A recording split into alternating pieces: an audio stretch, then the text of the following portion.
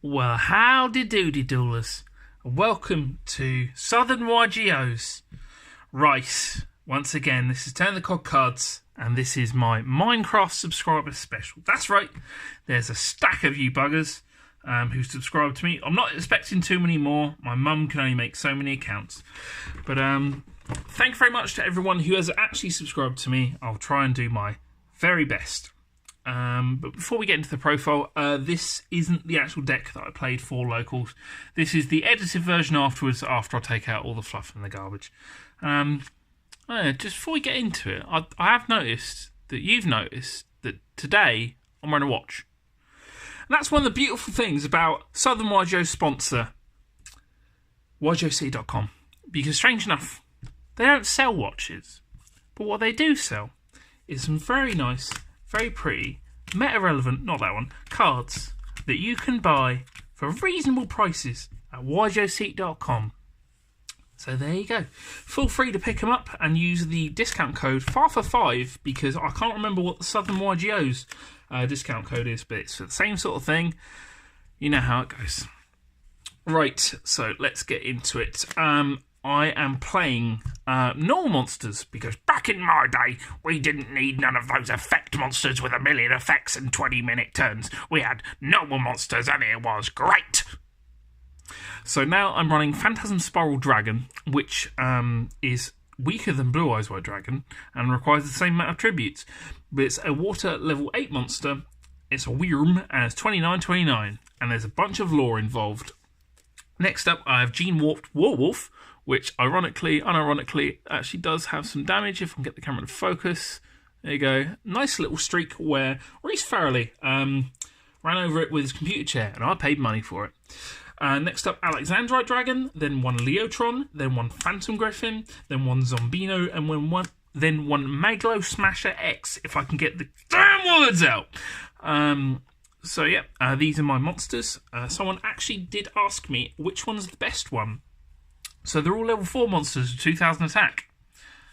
These have 100 defense. These have 0 defense. Next cards, please. So now we have 3 Pacifists, the Phantasm City, and 2 Terraforming, of course. So there's a bunch of stuff that this is involved with. This is the heart and soul of the deck. So this is always treated as Umi. We're not doing Sojourn support here, boys. Always that Umi. Anyway, if you normal or special summon exactly one non-effect monster, you get to search for one Phantasm Spyral trap card, card, something like that. We'll go with that. And then if you have no tokens and your opponent activates a card or effect during either player's turn on a new chain, you get to use this card and it summons out a token. I use the token of an inferior team that have been wildly more successful than I have. If you want one, you can feel free to go up to one of them and ask them. It's got a QR code on the back.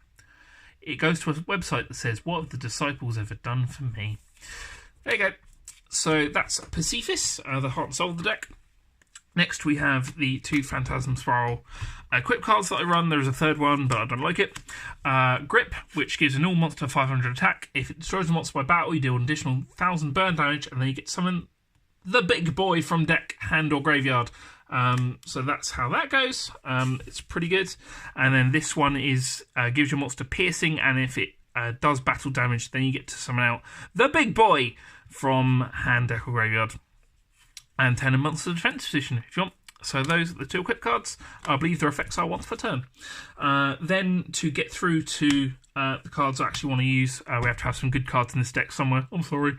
We have 3 card demise and then 3 pot duality. I was running 3 pot desires at one point, but I'll just cut it down to that. Next up, we have some good old trap cards. You know I love my trap cards. We have 3 Phantasm Spyral Battle and 3 Phantasm Spyral Power. So these depict a little bit more of the storyline of Phantasm Spyral Dragon. There's a lot of stuff involved with it. There's a whole bunch of cards. They fight. So there's this monster, it fights the Atlanteans and stuff, and then it gets reborn and things at Pacifists, and then for some reason it picks a fight with Garunix and the Fire Kings, and there's a bunch of cards involved with that, and in fact a win con, but you don't ever want to do it. Anyway, the actual cards. Target a card on the field and destroy it. I believe one opponent's card. Yep. And you can banish it from graveyard to equip card from your graveyard or hand to a monster you control, I guess. And this is target an effect monster. It loses its effect for that turn, and it has 1,000 attack taken off just for the privilege. And then you can equip cards from your field to another monster by banishing from graveyard. It's not quite as good. But the fun thing about both of these cards is that you need to only control normal monsters, minimum 1. And you also can activate them from hand if Umi's on the field. So this is pretty good, because you get to search them out and then just use them straight away. And that's one of the reasons the deck actually does a thing. So next up, we have 3 Metaverse. Because we just need the field spell that much. Believe me, it is overkill, also not overkill.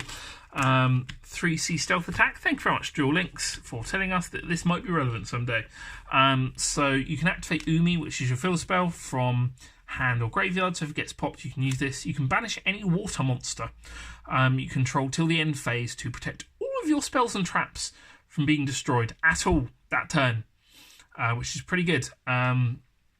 It did come up that I wish that the monster I had was Megla Smasher X, so I could use this because my opponent went Packdots and Twisters, but instead I had Zombino. So, and also turns your token and your Phantasm Spyral Dragon into Catasta / Construct, as it has a mandatory effect that if it battles a monster, destroy it by card effect, which came up. Then you might look at these cards and you say, right, Reese, fair enough, you've got some 2k monsters, you've got bigger than 2k monster, you've got a couple of cards that do like some stuff, but like, realistically, how do you win? And thank God you asked, because there is a definite win con to this deck, and there are 11 of them. So we have 3 that can be only 1, 3 lose 1 turn, 3 summon limit, 1 Macrocosmos, and 1 skill drain, and that's how you win the game. Next up, we have the real extra deck. Yep. So I was baiting you with those other cards. Jabaited. We won 1 Gem Knight Pearl, because it's not an effect monster, it's level 4, and sometimes you make a rank 4. Rob lent me these, I need to give them back to him, but this could have hypothetically come up at some point to attack full game. Then, because I actually didn't think on the extra deck for this, and I built it kind of last minute, the rest of it is just my Paleo extra deck. So, other cards, I guess, so that they don't think you're playing Monarchs or whatever. Next up, we have, get that properly out. So there we go. We have the side deck, which I need to reverse the order of quickly because I didn't do it after the last take. Yes, I do multiple takes for this. I'm just that bad. We do 3 Dinosaur Pancratops. Imagine having to do that weird multi-faker joke. Like fucking, I did that like 5 times. Sick of it. 3 Dinosaur Pancratops. It removes itself from the field, which is irrelevant. Also, it's big. It's a side deck card. You know what this does.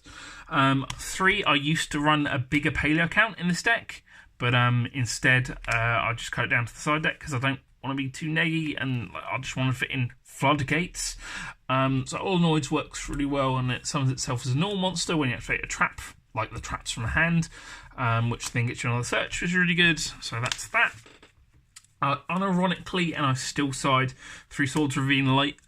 This is like you activate on your turn, and then even if you get rebooted, like you can possibly survive. So that actually worked against Cyber Dragons because this killed itself by its own effect. So I survived for 3 turns thanks to Swords Ravine Light. 3 Heatwave. These are still expensive for some reason.